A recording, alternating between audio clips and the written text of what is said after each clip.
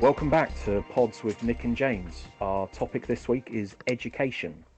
I've chosen this topic as education affects the way we think, the choices we make as individuals, and shapes our society at large.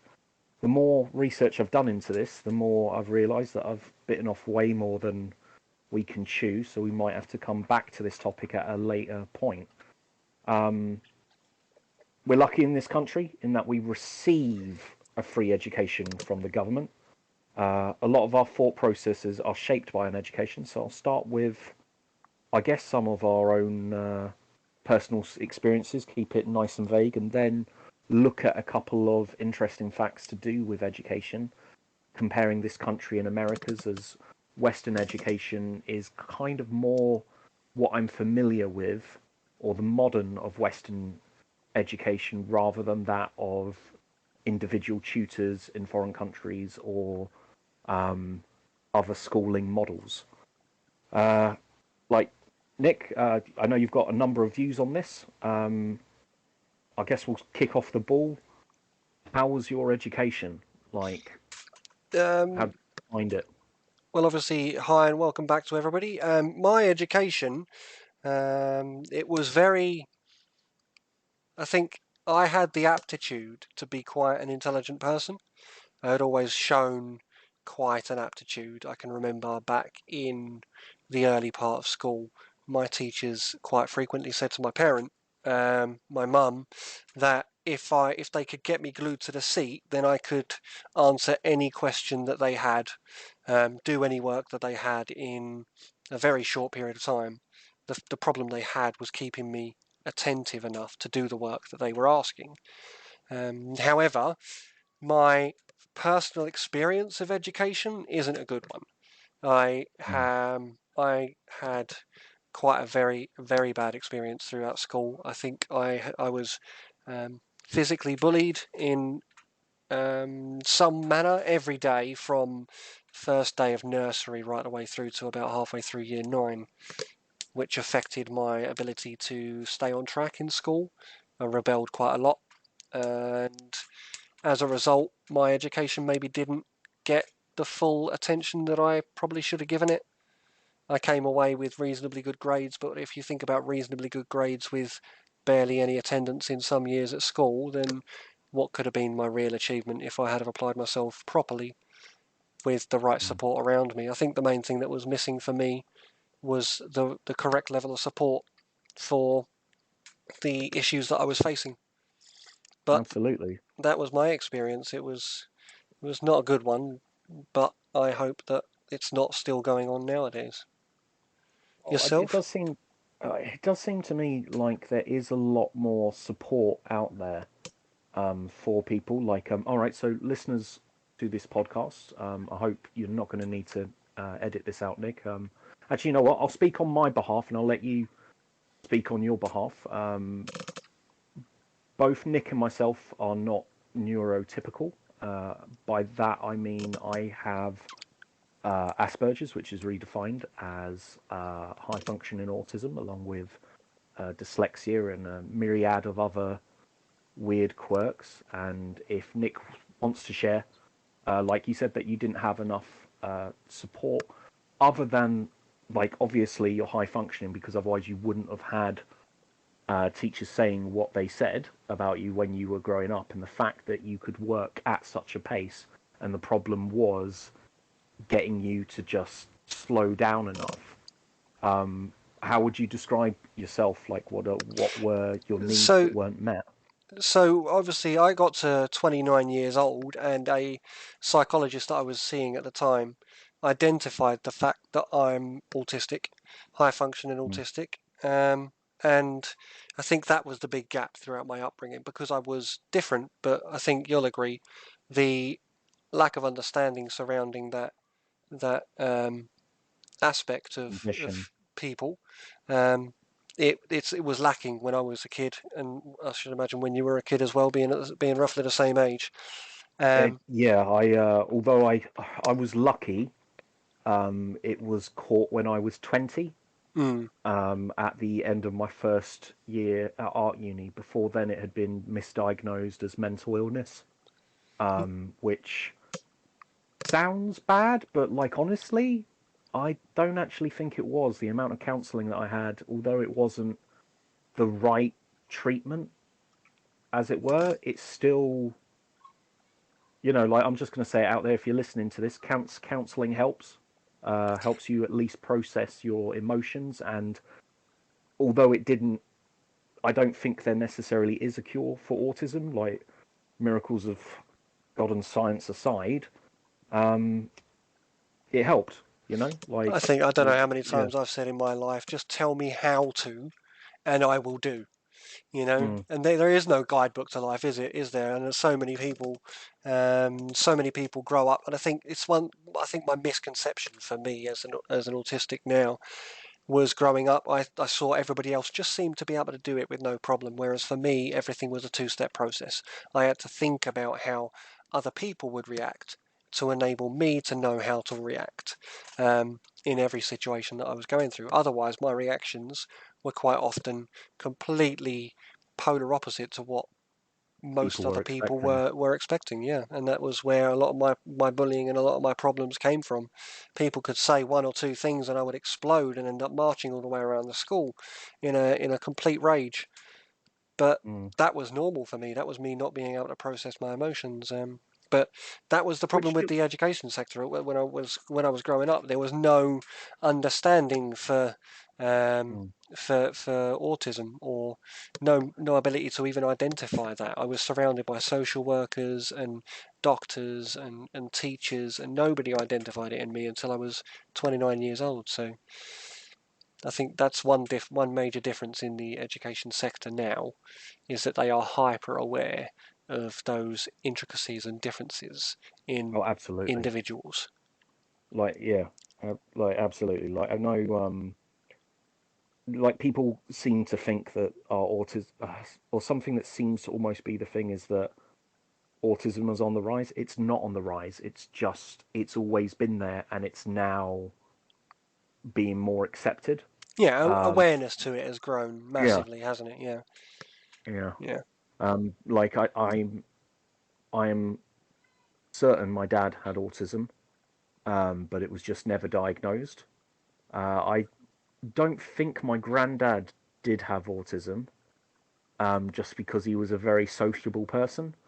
But there was this controlling element with my granddad, so I'm thinking, you know what, maybe he could have been and just have like hidden it well, as a lot of people with autism do.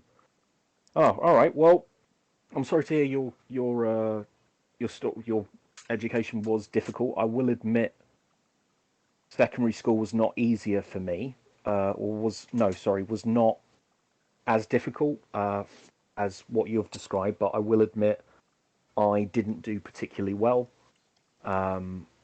in years 10 and 11. I didn't spend most of my time away from school, but I will admit I was sick about a third of the time due to general anxiety and just like not wanting to go in. sure. And part of that was just exactly what you have mentioned. Although I've always had a bit of a fear of authority, and I'll go into another time as well.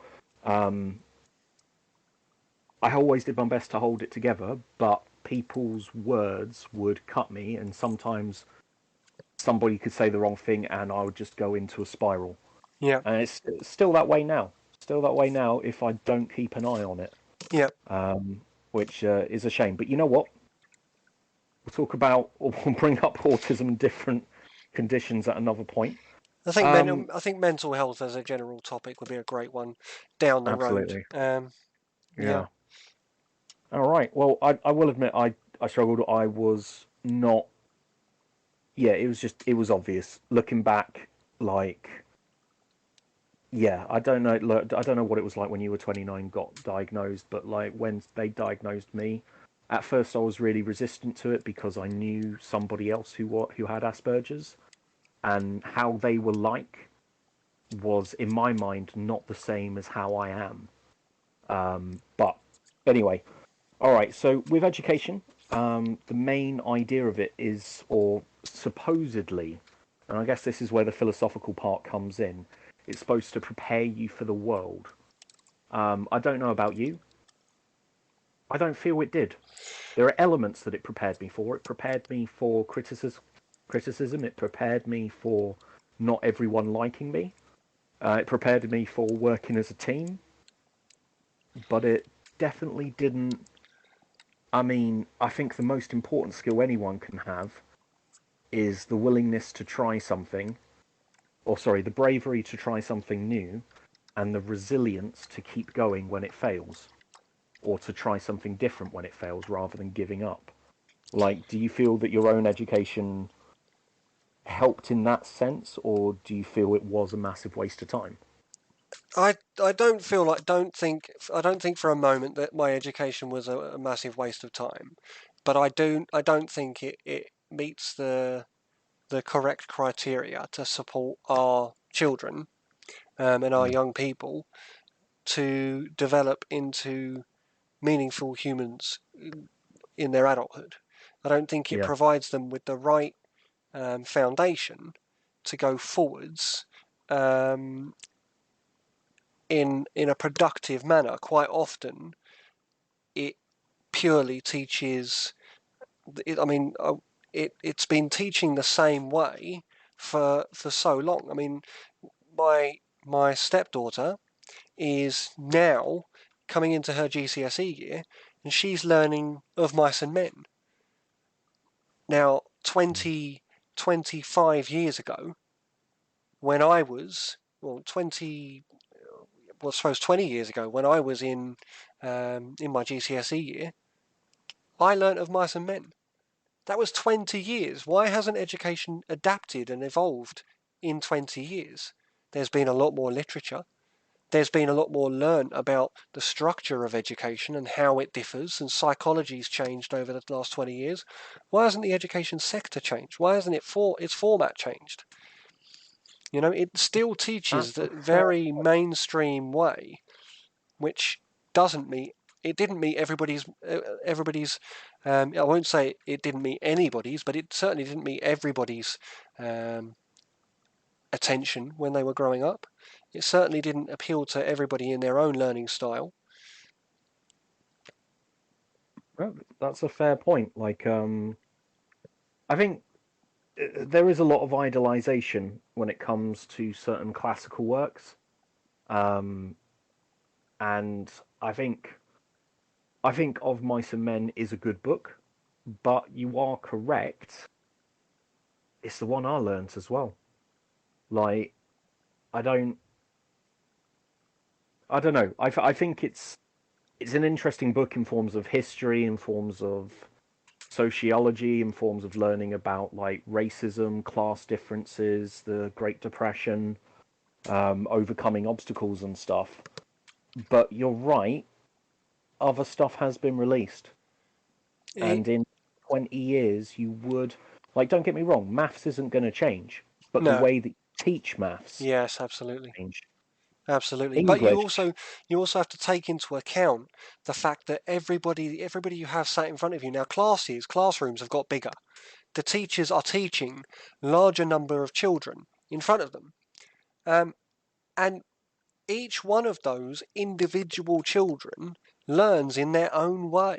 Do you know how much of a task you're asking an adult to be able to communicate what they're trying to teach to 35 different individuals, 35 to 40 different individuals that all learn in a different way?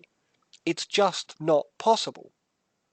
I will admit that has crossed my mind. Like, just as you have children in the education system now, my experience of the education system is different because I've worked in a art college for a year, and I also worked in a school for people with autism for Mm. 5 years. Which I kind of I find it interesting, like when people, you know what? There's a lot of things we'll touch upon, but I will admit, completely agree. Like, even though the class sizes at the school that I worked at were smaller because of the needs of the pupils, you sometimes would have two, and in the more difficult classes, maybe even three teaching assistants. Yeah. So it's kind of weird that you've got teacher is this job where you're paid just enough to get by, and then you've got a load of teaching assistants, which I'm going to be honest with you, are more than often mums with kids of their own, Yep. teaching other people's kids in order to try and translate from the broad speech that the teacher has to give to 35 people to try and translate it to those individual children. Yeah. And sometimes it works and sometimes it doesn't. But I Yeah. don't. I think I, I think there's obviously a decent message that the system is trying to portray with the subjects that they're trying to teach, that they continually bring up as, but the vision that they have in that office of that teaching model is not going to filter down all the way to the teacher in every single school in the country mm, as effective as it was in their mind when they're in that office up there. You know, they absolutely. instead of having this concretized model of this is what you will teach and this is how you will teach it, there needs to be an element of freedom for those teachers to assess their classroom and go, you know what, I know what the syllabus is and I'm going to teach that, but I'm going to teach it in a way that you guys are going to get it. And I guess that's a large part of the challenge of teaching is the prep and Yeah. is the figuring out, which I I will hmm. Well, I tell you what, that actually kind of brings us through to one of my points here. What would you do? What would you do, Nick, to change the current education system? Um, it's a Well, difficult I one guess you've to. just said because you've said about freedom, but like, It's I it's a guess it's a difficult one to. Obviously, I don't. I'm not a professor of education, and I don't profess to know everything about education. I do know how I would have logically broken down the education system if I was in a position to have done so, and that is to teach core basic skills of language, both reading and written language. Spoken and written language, um, mathematics as a base because maths is a universal language. It's not a language that you learn in English and then you have to learn it all over again when you go to French. I can imagine there are potentially aliens on the other side of the universe that still know maths in the same way that we do, just in their own format. well, Maths yes, is a un- I would hope they don't have base 10. No, sorry, base 9. That's what we're working with. but the fact is that the universe is maths. So when you think about it in that way, that is a base skill that you must have at least as a basic going into adulthood. Everything is this plus that and equals this, and then you go into the basic science of methodology, where you like formula and um, what was Hypo- the model okay, of. so hypothesis, Yeah, um, so this is what I planning, expect. Yeah, exactly. Planning, and execution, then and then execution, observation. conclusion. Yeah. Yeah. So that in itself, not as like, oh, you're going to learn about plants and whatever else like that. If you want to specialize, absolutely go and learn that. But as a base format, yeah, I think it should have been more along the lines of you need to learn how to problem solve, how to identify there's a problem, and then experiment with the best way to solve that problem, um, and what you can learn by those experiments that you've taken, and how you can develop other techniques from it. Because I think that is basic life, isn't it?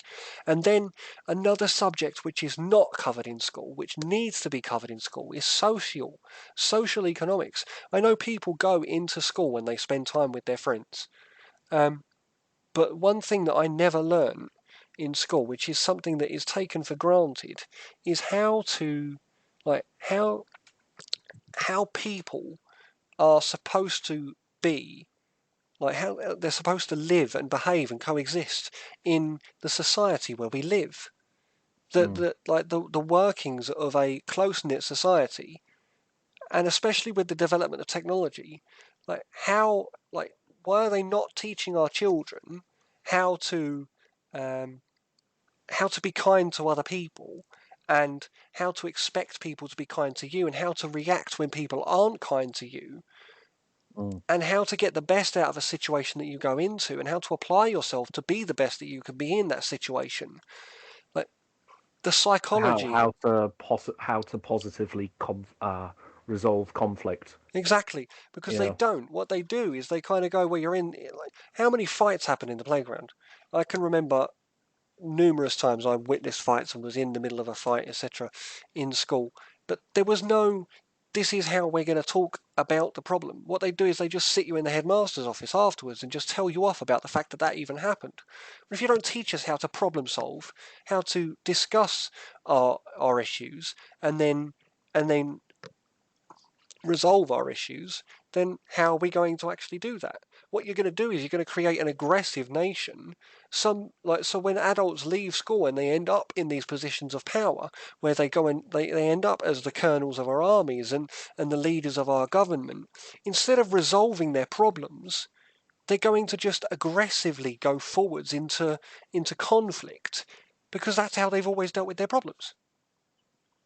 I think it's interesting that you bring that up. One of the reasons why I got slightly disillusioned about the education system was because I noticed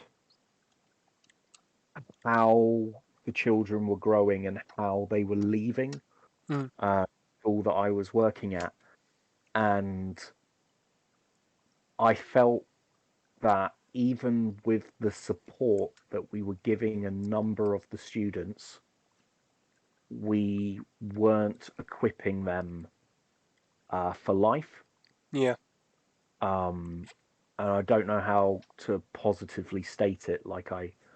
I felt like we weren't um, raising raising autistic children with additional support and then helping them becoming a functioning adult. I sometimes felt like we were institutionalizing them to expect certain forms of help, which they're not always going to receive.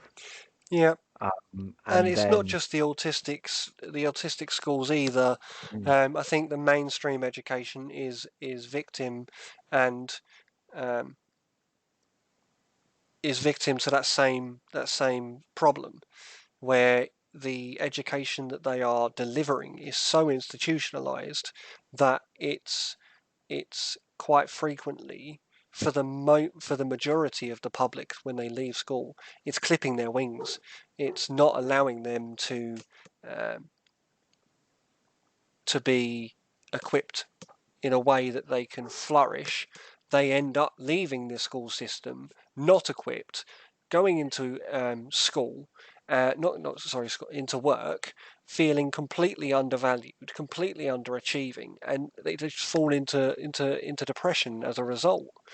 Um, Maybe that's just yeah, a strong no, opinion of mine, it but it is something that's happened. Something I'm going to quickly share with you is that this is something which has come about in the American system. This guy called Rockefeller donated 1.27 billion dollars into the American education system. But because he had paid for it, he got to shape it.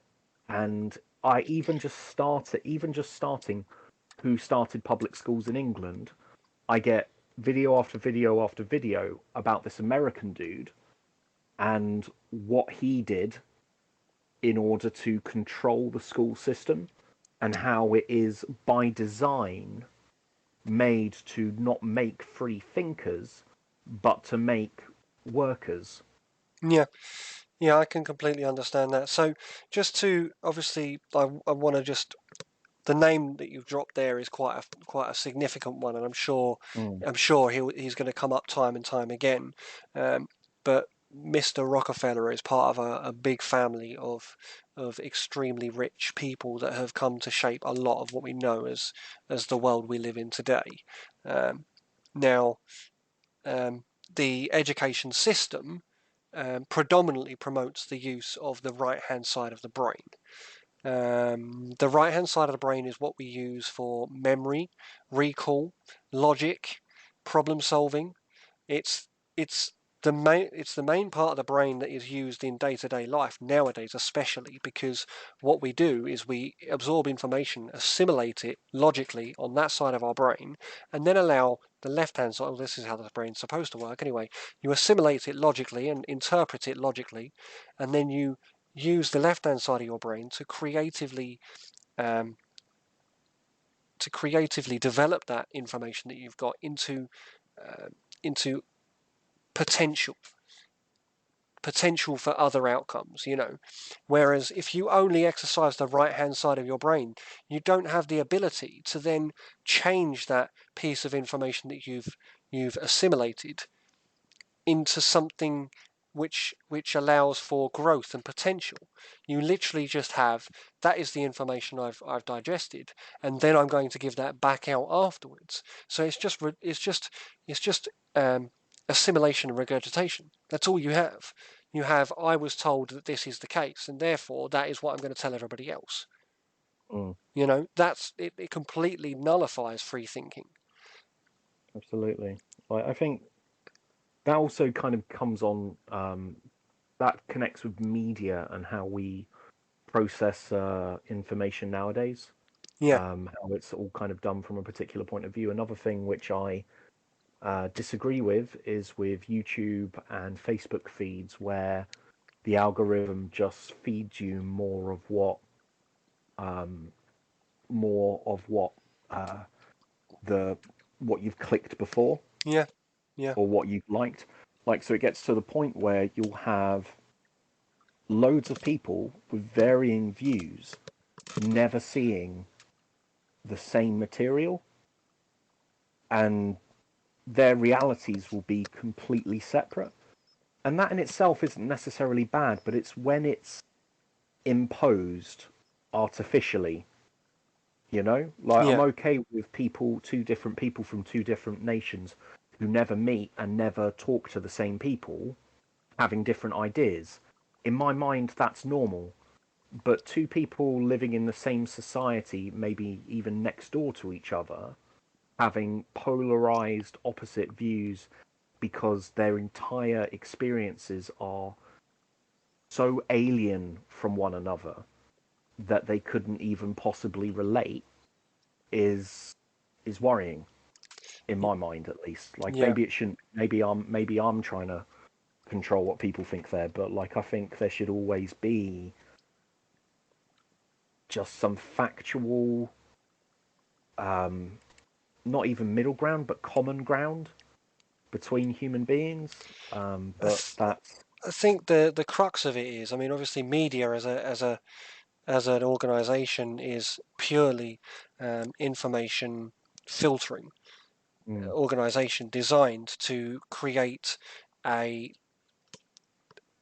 centralized perspective for the nation, for the world.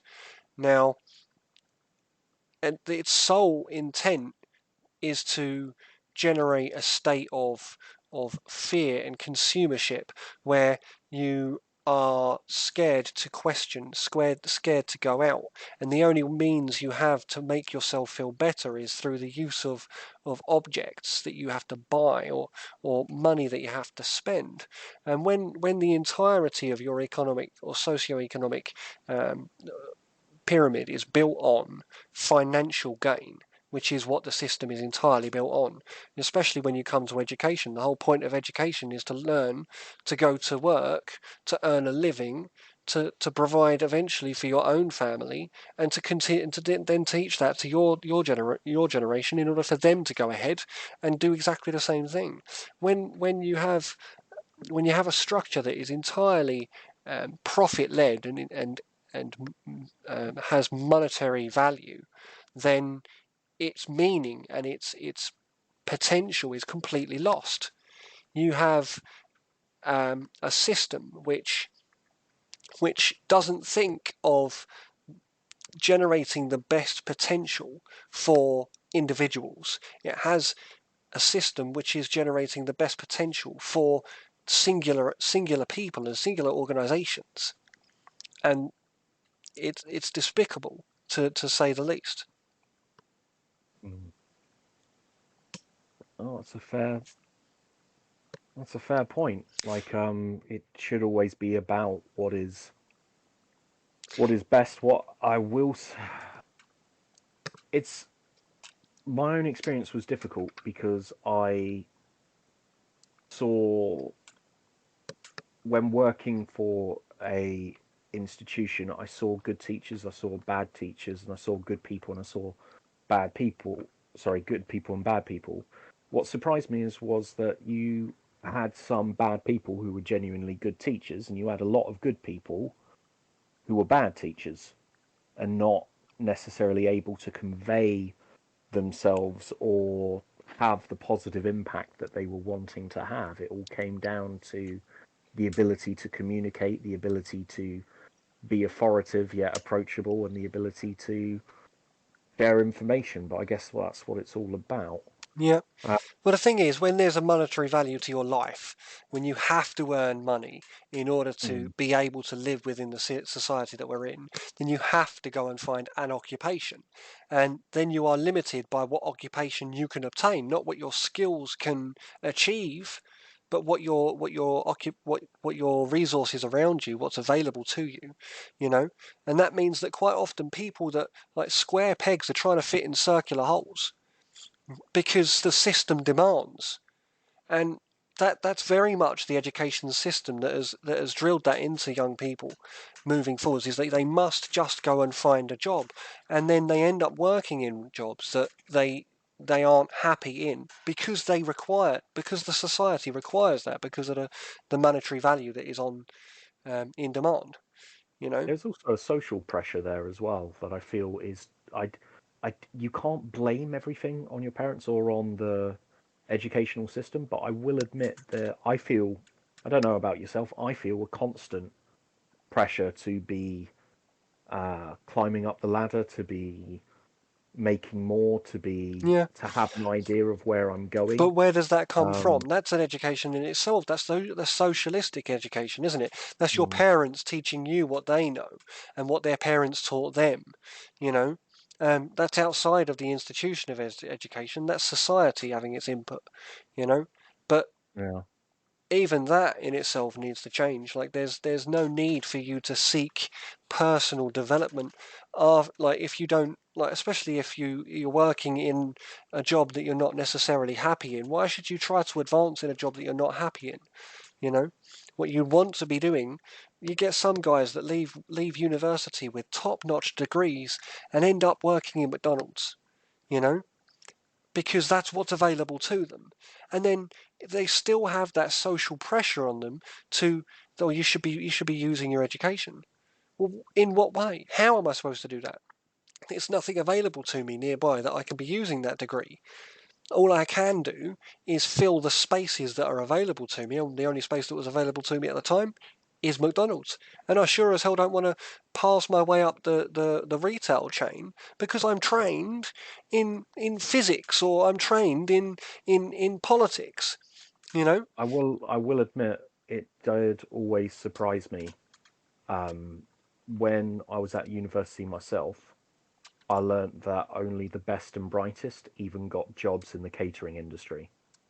So I had to travel over an hour in order to work at a cafe because all the ones close to where I was living were filled by master's students, were filled by part-time students, were filled by the cream of the crop. Mm, If you wanted, it becomes a little bit sad when if you want to meet someone with 150, 140 IQ plus, you've got to go to Starbucks and yeah, you can talk to them for a split second by yeah, asking for a filter coffee. yeah. Like that, honestly, I remember, And you can always tell the smart ones because they yeah, tend well, to. they're dying. They're like you could tell them because of the frustration. But also, if you're having a political or social debate, if the barista speaks up and trounces both of you, like I learnt pretty quickly, don't talk, don't talk, don't give them jip, don't anything. These people, like the person serving you, is not a force to be Yeah, trifled they are with. quite Like, often. I mean, I've met a very mixed bag when it comes to shop workers, but you never underestimate anybody when you come into contact with them because you don't know what life they've lived, and yeah, as I that's said, true. because as we've covered in this, you can't think that just because somebody's working at McDonald's that they're stupid. You know, just because, and please don't think because I said, oh, like this person doesn't want to work in McDonald's, that McDonald's is a bad job. It's just not suited to that person with their degree. You know, there if Absolutely. like it's suited to people that looked to work in retail. You know, or it's suited to people that have the. Arguably, it's so suited to people with an incredible amount of drive and a good work ethic. I mean, have you Like, I worked in don't McDonald's? know, but I we've both worked with somebody who Yeah, has, I and I worked just in every McDonald's time. and it Oh, have is you? it is breakneck and so Yeah, fast, and yeah. everybody that comes to your till has got a problem with something, and you just have to if there was ever a organization where the customer is always right, it's McDonald's, where you have to be happy with everybody that comes to the till, no matter what problem they're bringing you, and you have to fix that problem there and then because you've got a queue out the door of more people that are just as hungry as them, if not more, and the wheel keeps turning, And so it is draining. You go in there for 7 hours and you are constantly on the go for the whole time, in the middle of a hot kitchen with 45 people running around you all the time, like bumping into you and squeezing past you, etc., etc., to try Mm, and get all this food out to everybody that's going through the drive-through and coming to the till. It's not an easy job, not by any means. not at all. Like, I will say, I worked in catering for 10 years, Mm, but the place that I worked at was not a McDonald's, and I've seen busy kitchens. And I know that although I was busy at times, although there were times when I would really needed to pull my finger out, and I did my best and often did, it's not the same. It's not the same as what you see when you look through the McDonald's drive-through window and you see people rushing about left, right, and center. You know, yeah, like any fast food place, like is a difficult job.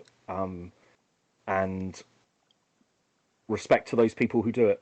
Like, to be fair, there's a lot absolutely. of hard jobs out there, but yeah, like, you don't get a lot of shout outs to this one goes out to all the McDonald's workers, Yeah, or these goes down to all the people grinding away at KFC. yeah. Like, Or the or the about any, or the care workers that are working 14-hour days, like 7 days a week, just because nobody wants to do the job, and there they are because they've got a heart driving their way yeah, through absolutely everything. Um, oh, absolutely, the absolutely. the real workers of the world need a lot of credit, and quite Well, often they are far what more educated for the job that they're doing. what frustrates me as well is also like the way that it's viewed, but also kind of the way things are going. Like, a mate of mine did work in a care home. Then he started doing building work, Yeah, and then he started getting better at that, starting doing more organizing, more organizing, more organizing. He's now at a point where he doesn't necessarily need to be on site all that often, yeah, and I can understand he wants his energy so he can raise his kids, so that he can treat his family right and all of that. But like, I feel, oh, you know what, everything here is going to be on tape. Like, I also have a lot of respect for builders because they're genuinely making shit. yeah, I think anybody who actually produces something, there should be, I don't know, like, there's a level of esteem in that. Not that what we do as a, oh yeah, sorry, just right out there, me and Nick met at a workplace, but we sustain things. yeah, where Yeah, we yeah. work. But I think this I've is, got a lot of respect for people who make things. yeah, this comes back to the financial aspect that I was discussing earlier. If you take away money, builders still exist. You still need builders.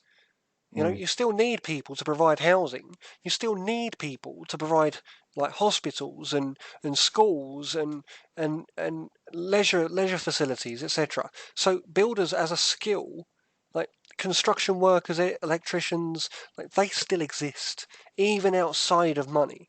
You know, so Mm. like you look at the amount of jobs that are purely there for the consumer, for the money. You look at places like coffee shops. You look at places like internet cafes. You look at places like even insurance brokers and banks. Like they don't exist outside of money. But skills like builders, electricians, construction workers, Plumbers, yeah, any plumbers, of that lot. like they still exist. So I absolutely get what you're saying. Like they are providing a a service which is necessary. You know, farmers are Okay. some of the most the hardest workers on the bleeding planet. And they get the worst deal of all of us. Uh, it's unreal how much they have to pay just to be able to run their farms, and then they need to make a certain amount in order to keep sustaining that, you know. We have that like the agricultural state of things in this country is a bad thing, and we absolutely need to work on that. That's another thing we should probably come back to. Mm. Um, I think also like any vocational stuff. Like if there was anything that I could actually improve in this country, it would possibly be the age at which you can start um, doing vocational stuff. Yeah, Like, because it so yeah, I interesting. completely I've got agree. got one interesting fact about education here. By 1880s, education was compulsory in this country for children aged 5 to 10, with the school leaving age progressively being raised since then. But like when it comes, yeah, I don't know. It surprises me that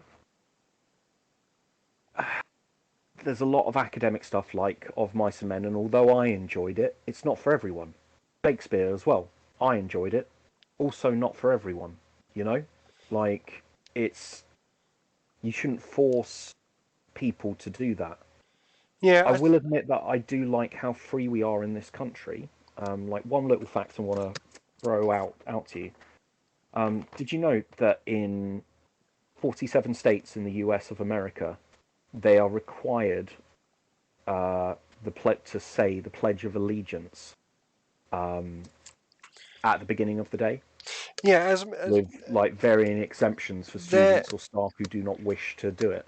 one of my absolute heroes is a man called Jacques Fresco. I don't know if you know him, but I can't say I do, but I want to hear his story. Let's hear it. we will cover his story, but it will be at another time. Now, um, Okay, that's a Jacques full episode. Jacques Nice. Fresco, he refused to pledge his allegiance to the at the start of class, and he was questioned why he was being like he was refusing to pledge his allegiance to America, and he was like, because it's not just America. This is like we're all humans. Why are we pledging allegiance to America? We should be pledging our allegiance to humanity. Mm, And unless it is humanity that you're pledging allegiance to, I don't want to have anything to do with it. that's fair. Yeah, that's fair enough. There are numerous examples of people like that with varying degrees of reaction from the system. Yeah. Surprising is that although this is a commonly done thing, there was a Supreme Court ruling in 1943 Mm. saying that schools couldn't force people to do that, and yet it's still so widely done.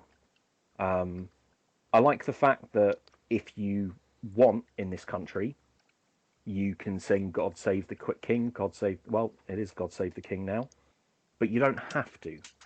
Like Yeah. if you're a member of Parliament and you don't do it, yeah, questions will be raised, but it's but it is still your choice. Like when Corbyn didn't sing it, like Yep. that's fair enough. Like people are entitled to their own views. But I Um, I, know I know I'm kind of generalizing here, but America is quite heavy with the, for lack of a better term, indoctrination, isn't it? Quite a lot of its. Um, well, I wanted to talk to you about that because where do you draw the line between education and indoctrination? well, Like, because I don't think it's fine cut. I think there are elements of indoctrination in many institutions, and I think there are still some educative elements within institutions which do indoctrination. well, if you think, I'll tell you what. You ever heard about the Jonestown massacre? Oh, you know what? Yeah, let's hear about that, and then if we've got a bit of time afterwards, I've got a couple of quotes here from famous people to do with education. I want to get your Absolutely. thoughts on. We will want to bring this See if back you out agree or. afterwards. This is going to be quite a heavy topic, but Oh, indoctrination okay. can have huge ramifications. Now, Jonestown Massacre is one of the best examples, and I use the term best in very, Mm, very, very, very loosely here because there is nothing good about this situation. But a man called Jim Jones started something called the People's Temple in Indianapolis, in America, in 1955. Now, the mhm. People's Temple was quite socialistic, quite Marxist in its scope. It preached Christianity to some degree, but it was very, very Marxist in its views. I think they called it epistotic socialism, um, and they believed in. Um, Well, I'm going to be honest with you because of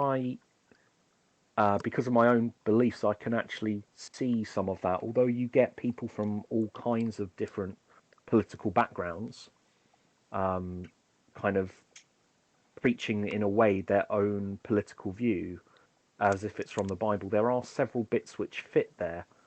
Like I think there was one point when John the Baptist was speaking to Jesus, and Jesus literally one of the things is the person who has two shirts has to give one of them away to the person who has none. mm, Like it's just yeah. there's a lot of that sort of stuff in there. So Like, So Jim Jones was very strongly viewed, mm, very strongly opinionated. He built the People's Temple, and it wasn't just one. There was numerous People's Temple from 1955, right the way through to 1975, when he decided that he was going to up sticks and leave America as a general and go and start his own socialist um, village in Guyana, in America, which they named Jonestown. Now, over 1,000 people from his people's temples went to Guyana, to Jonestown, and lived in his uh, convent, for lack of a better term, together. attempted, yeah, attempted utopian society. Exactly, and it was an attempted utopian society, but it was very driven by Jim Jones. Now, because they were in the middle of the Guyanan jungle, Jim was able to do many things with these people. He was able to tell them, like filter the information that they were receiving. He was able to tell them and indoctrinate them into believing that that was the best place that they could be. They built and it was so cleverly done. They built the entire village themselves.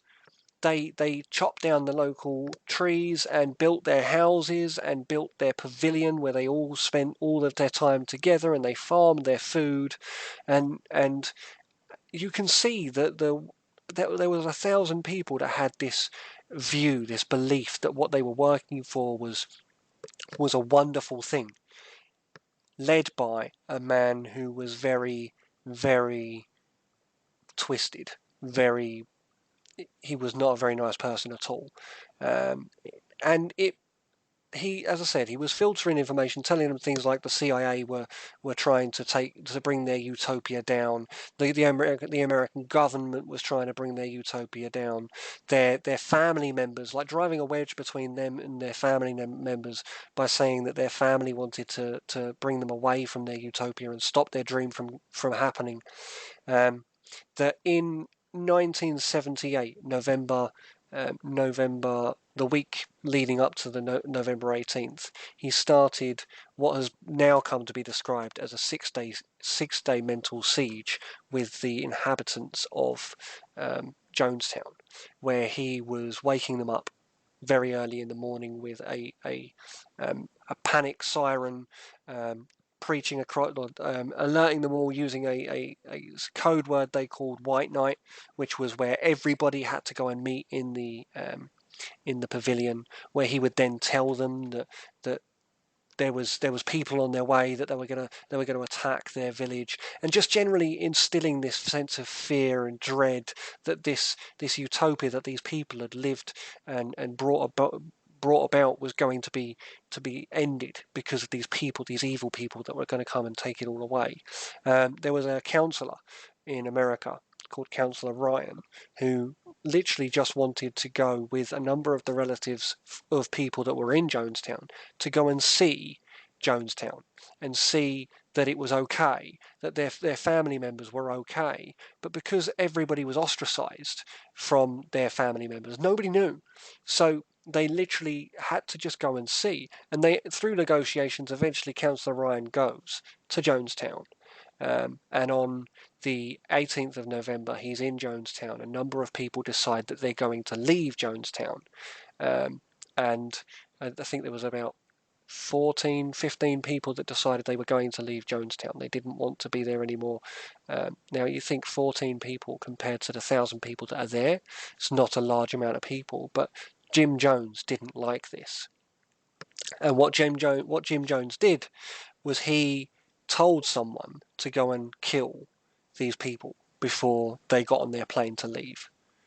And then this person did go to the airstrip and kill, or try to kill, everybody. He killed the councillor, killed a couple of people that were trying to get on the plane, a couple of journalists. And then what that created, Jim Jones was then able to tell his people that if they didn't, like what they were then part of was a murder. They were guilty by association at that point, and that's what he told them. He said, "Are you going to stand in the way of this?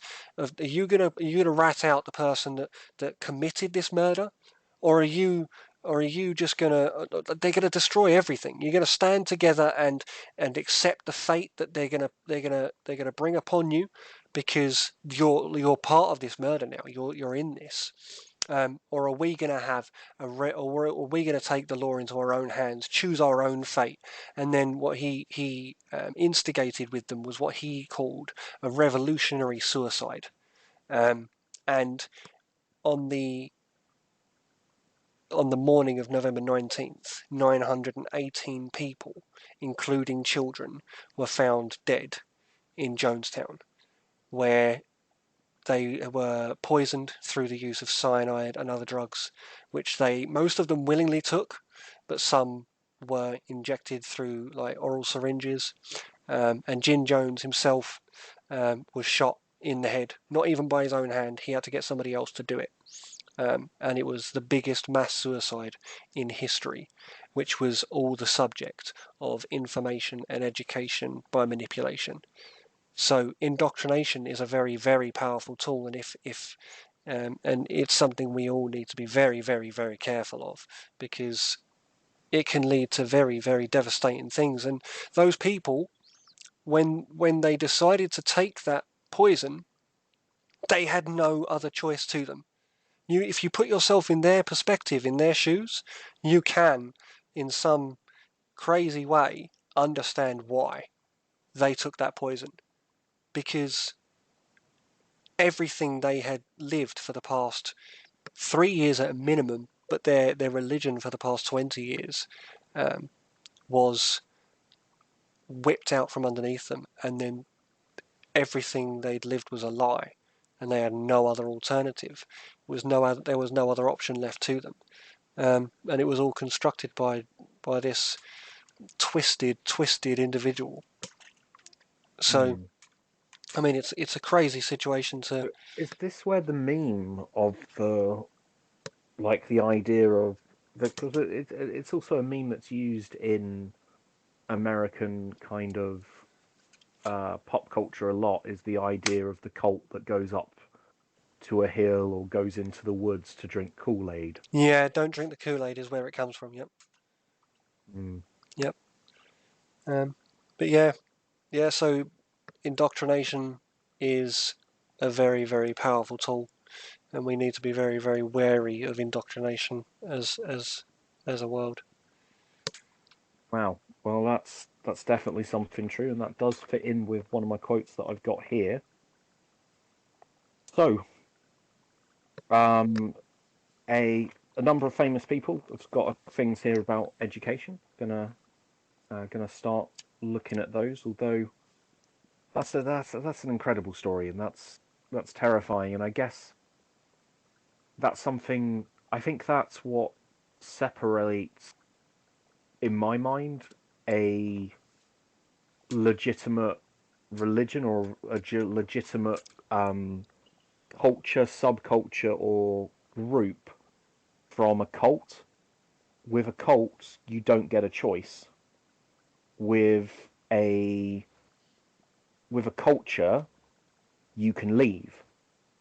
You know, but Yeah. I that's a whole other thing as well for another time. Um, Sorry, it's just I realised I was moving quite quickly away from that, and that is a No. that's a very deep story there, Yeah. or not story. That is a incredibly dark turn of events. Honestly, sorry to hear that happened, but I'm better off for knowing that it happened, and that's where those pop culture references come from. Yeah. And here we are. What, 45, nearly 50 years on from that point. Still um, no more aware of when you're being indoctrinated, um, and the Well, impact in which it has. they do teach some critical thought in English classes. I noticed when I was trying to help about 5 years ago. Like they get you to examine the text and realize, is it persuasive text? Is it this kind of text? Is it um, yeah? But I think self-awareness is a massive thing there. Okay, well, um, one thing which Aristotle said is that it is the mark of an educated mind to be able to to be able to entertain a thought without accepting it, which I think is incredibly true. Because in order to understand someone else's opinion, you have to at least entertain the thought. Yeah.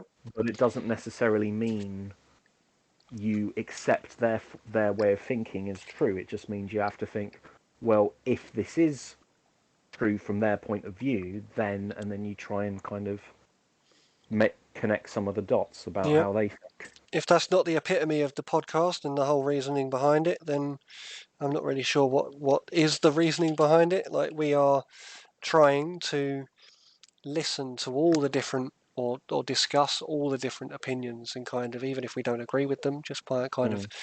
highlight the fact that they do exist, and that is a perspective that some people have, and although it's not our own, it's definitely one with value, and one that has Well, meaning for some people. if anyone's listening and you either disagree strongly with something we've said, by all means, don't go on a hate rampage, but do bring it to our attention, and we will consider, giving you an answer and stuff. Like, I'm not going to promise I'm going to answer for every mispronunciation, although I hope, or every foot that I put wrong, as I don't think it's possible to say anything or any exclusive thought, idea, or statement without offending somebody. But if you do strongly disagree, send us a reasonable message, and we'll do our best to answer it, and may even like pull it over into the next episode, I guess. Okay. Another one. Another thing to do. All right. So Socrates said, "Education is the kindling of a flame, not the filling of a vessel." Would you agree with that? Absolutely. You know what? Since having left school, I've sought education more Yeah. than I ever did when I was in school. Um, like even now, whilst I'm working, like um, I've still asked for every piece of training that I can because it interests me. You know, I want to learn everything that I can, and I'm 35 years old. Like, it never stops. I think if you can find the enjoyment of learning new things, like, you can really start fulfilling your own life. Absolutely, man. Okay. Another one here. Education is the most powerful weapon which you can use to change the world. Any ideas on who said that? I would probably go along the lines of either Gandhi or Similar level of popularity, different continent. no, I can't think. No, that's fair enough. It is a bit unfair. I'm not trying to be unfair on purpose, but Nelson Mandela, weirdly enough, Fair said enough. Yep. that. Yeah. Yep. Okay. Um, I'm not sure if this is necessarily to do with education here, but there was a number of the famous playwright Mark Twain had a number of things to say about education. One of them was don't let schooling interfere with your education, kind of pointing out the clear difference between learning things and sometimes school-based activities.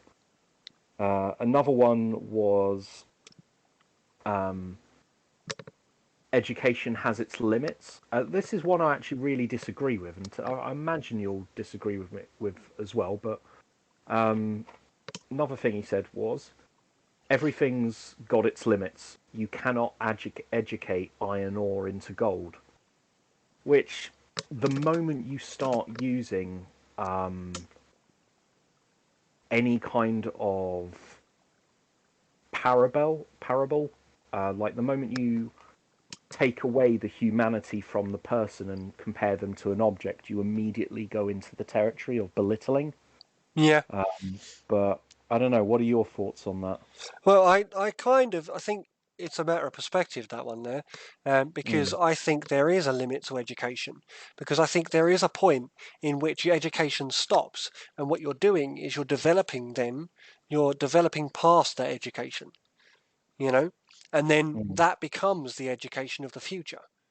Your findings then, your theologies become the education of the future, and that's the expansion and evolution of humanity, isn't it?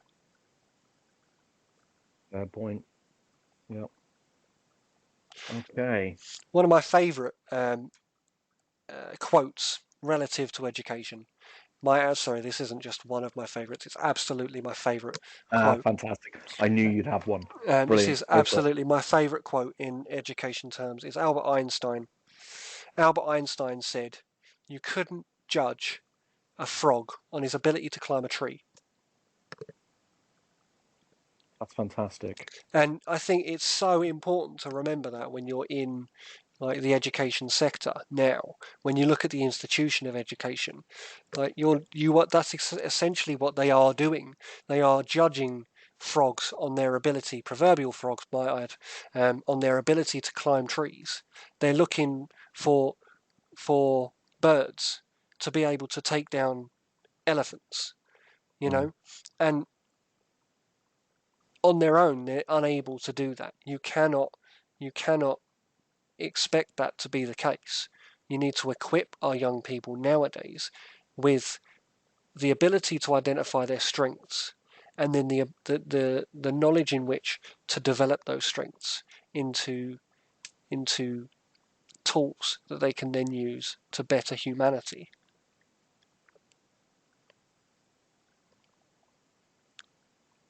I mean, annoyingly, partly this heat, but also the fact that I'm tired, I don't have a counterpoint to that. That's very well put. Interestingly, the same bloke said the following: anyone who has never made a mistake has never tried anything new. Yeah, absolutely. That's another one Absolutely. by Albert Einstein there. Like, and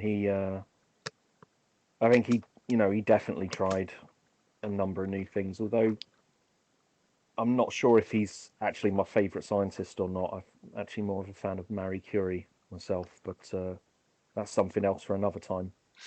Yeah. Okay, well, that's covered most of the material that I've got here. There was one question from earlier which I don't think we've covered. What countries do you think do education better? Which country? Yeah, like, do you think there is a better system out there, like currently on the world market of education? I think there are a number of better systems. I think the larger the country you go, the more important it is for the people that run that country to dumb down their education and keep their population simple in order to make it easier for them to lead their country. So if you're looking for a better education model, you normally just have to go to a smaller country, and I think somewhere like Sweden probably has the better, or Iceland probably has some of the best education, not just education, but health sector models as well. Um, like the population's smaller, and the freedom in which that population has is so much greater. And if you look at their mental health levels in their countries, you'll find that the level of mental health in those countries is so much lower than it is in big countries like the US and the UK as a result.